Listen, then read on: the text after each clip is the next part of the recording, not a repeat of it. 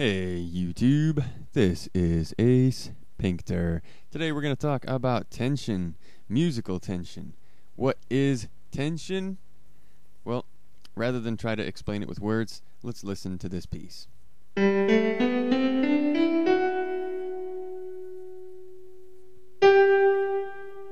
Alright, now that feeling that you felt between here and there, when the note that you expected did not come, that was the feeling of tension. Did you feel it? I felt it. Alright. Now tension, put simply, is suggestion. It's when we suggest that we're going somewhere with music, and we either go or don't go. But it's that feeling you get just before a big change, just before the beat kicks in, things like that. Alright. What I've done here down below, I've tried to sort of create a visual picture so that we can actually see the tension. I know it's a bit presumptuous and silly to do this. It's not really something you can see. But I think the feeling that you experience probably goes pretty well along this line that we see right here. When the note didn't come, as it should have, right there, it just created this expectation that was never met, and it just got to be unbearable. When the note finally did come, it was like, oh, finally, God, there it is. And all the tension just dissipates. Now, there are other ways to create tension, to suggest that we're going somewhere. Changes in volume can do the same thing. So in this case, those few loud notes right before the change sort of indicate that we're about to go somewhere. Another way we can create tension is by changing the chords that we're working with.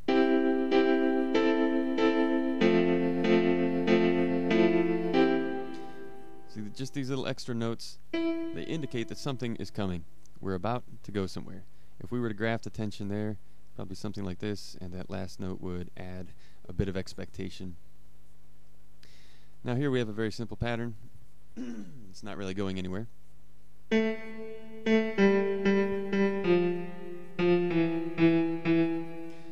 there's really no tension there. When we add a few extra notes and a bass, or at least some bass notes, it changes the dynamic quite a bit.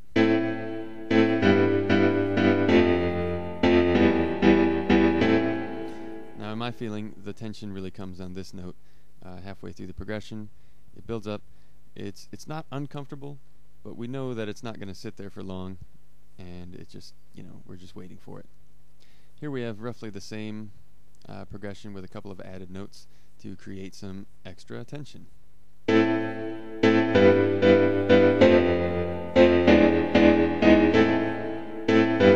notice this note right here doesn't really belong. It's the only one of its kind. It does not create a feeling of completion. It creates a very weak resolution.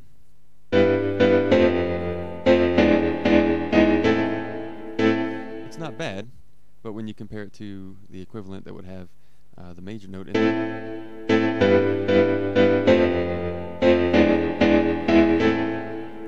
now that sounds complete. You see, we're asking a question with one of these two notes, and coming back to the root is our answer. Our answer is this. Make sense? Here we can throw in a few notes, a few off chord notes, and we get a very different shape of tension. The tension will come earlier. Did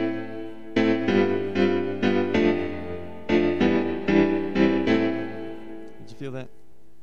Right when this note came, it wasn't quite where it should have been. And that creates a feeling of uneasiness. Now, tension is more than just having wrong notes, although having wrong notes will produce quite a bit of uncomfortable tension.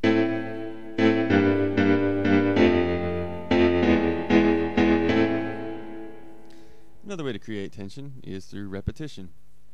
This creates a feeling of suspense as we're waiting for the original chord change or the expected chord change to come.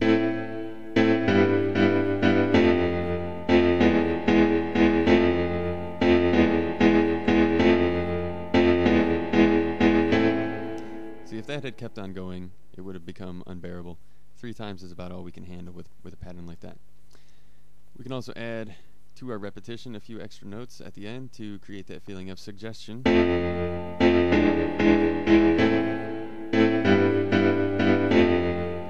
And that again will sort of help to answer the tension and help it give an early resolution. The difference is simply whether or not the tension is released at once with that initial chord, or whether it's released gradually.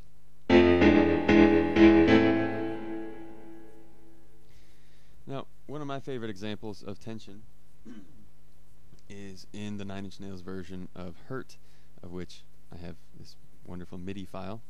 Now, the song Hurt plays just some very simple chord progressions, nice sounding arpeggios, but it has a few what are called non-chord tones. Alright, these are notes that do not belong in the scale. That's one of them. In fact, that's the main one that we're going to listen to. And you'll notice when it hits, it's a very powerful change in the level of tension that we experience, and it does not resolve until the next note comes.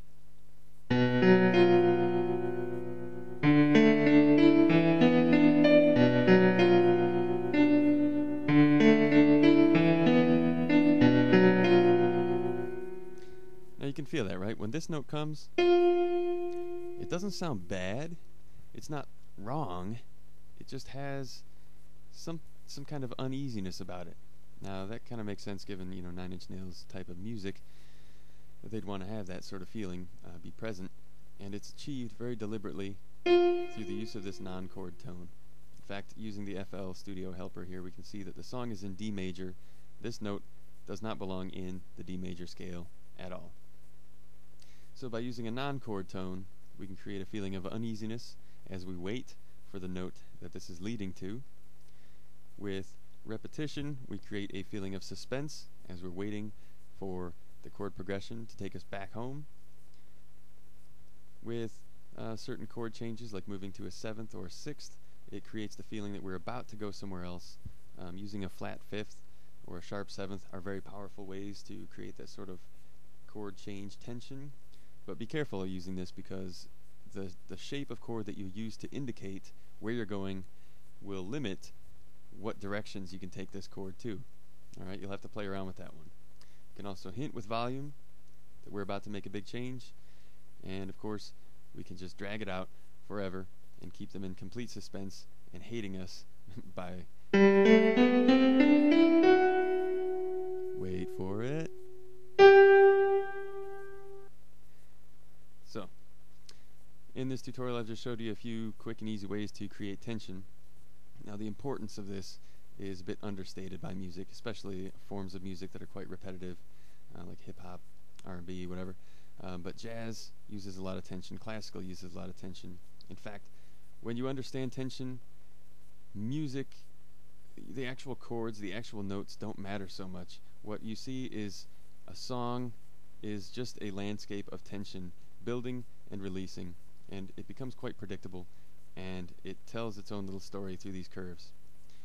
So your homework is listen to a few songs and try to pick out the moments when a change is about to occur.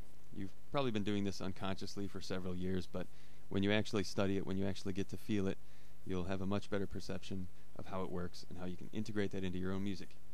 Ace Sphincter, out!